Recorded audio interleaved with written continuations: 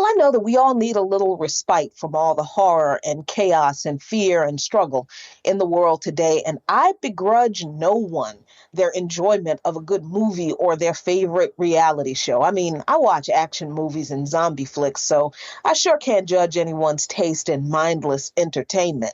But celebrity culture has us believing that celebrities are really that important in the grand scheme of things, and worse, I think it has some of them believing they're that important. You know I'm talking about the Oscars, which I did not watch, but I woke up to read that Will Smith slapped Chris Rock on stage because of a weird joke Rock told about Smith's wife, Jada Pinkett Smith, during the program. Now, I'm not going to get into whether the moment was staged or not. I don't care. What gets under my skin is what Smith said afterward. He said, quote, "In this time in my life, in this moment, I am overwhelmed by what God is calling on me to do and be in this world. I know to do what we do, you got to be able to take abuse. You got to smile and you got to pretend like that's okay," end quote. I'm sorry, my dude. What exactly do you do that you have to take any abuse? People talking crazy about you, which is what he said. That's abuse? Oh, try being a journalist and exposing the lies of the imperialist state these days and have your content booted off of social media platforms. Try being called a Russian agent and having your livelihood threatened, and being threatened not by a comedian, mind you, but by the government of this country. That is abuse, my dude. And then, allegedly, Denzel Washington said to Smith after the slap and before his acceptance speech for whatever he won that Oscar for, quote, "At your highest moment, be careful. That's when the devil comes for you," end quote.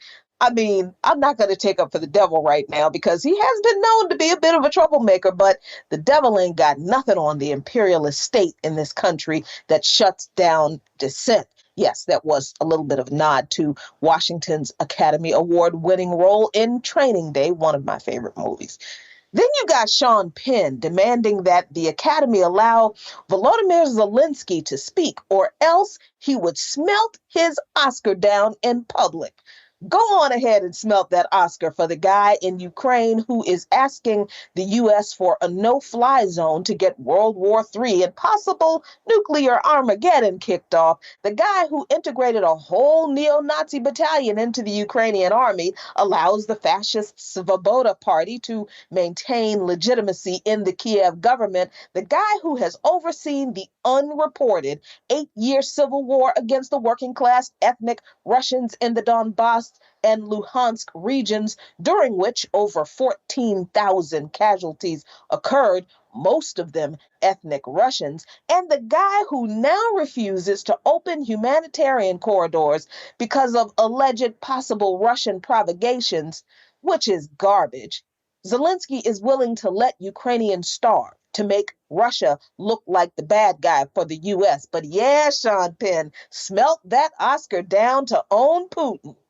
I cannot tell you who won what and for what last night, but I can tell you that in the past few days, it turns out that the emails about Hunter Biden's foreign work for the Ukrainian oil company Burisma, not at all coincidentally, are actually not right-wing hogwash spun to tank Joe Biden's presidency.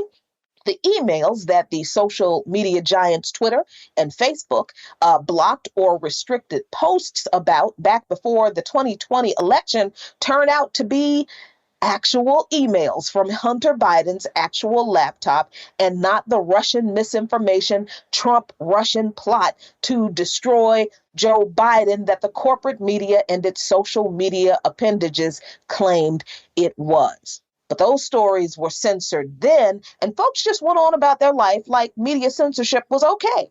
So now that journalists are being censored on a massive scale, it's completely acceptable. But please, let's talk about Will Smith slapping Chris Rock and whether that was real or staged. Anthony Hopkins, one of my favorite actors, even weighed in on the foolishness by saying, quote, Will Smith said it all. What's more that can be said? Let's have peace and love and quiet, end quote. Oh, that's nice. These rich celebrities want peace and love and quiet, but the president of the United States, Joseph Robinette Biden, basically called for regime change in Russia when he said a few days ago, Vladimir Putin cannot remain in power after calling him a butcher. Biden just said the quiet part of U.S. foreign policy out loud. Washington's foreign policy is regime change, folks. That's what they did in Ukraine, and you see how that's working out. And that means misery and war and death for millions if they do it in Russia.